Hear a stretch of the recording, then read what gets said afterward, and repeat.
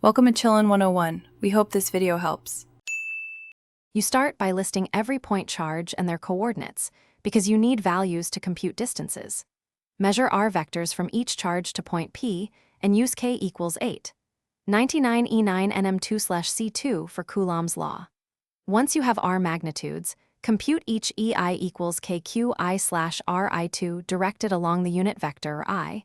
This gives both magnitude and direction. Make sure to pick a consistent sign convention and coordinate axes so vector sums are straightforward.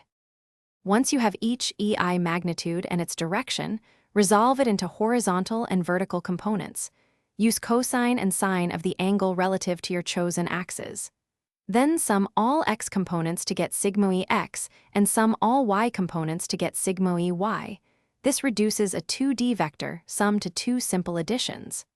After that, compute the resultant magnitude E net equals SQRT, sigma x2 plus sigma y2, and direction theta net equals arctan2, sigma y, sigma x. Keep track of positive versus negative signs. To finish, present the net electric field magnitude and direction clearly, stating units n/c and angle relative to your axes. If the result seems wrong, first check sign errors. A negative component might indicate opposite direction. Also verify each distance r and angle used for resolving components and confirm unit consistency, meters and coulombs. If symmetric charges exist, look for expected cancellations. Re-evaluate any approximations or rounding that could flip a small resultant.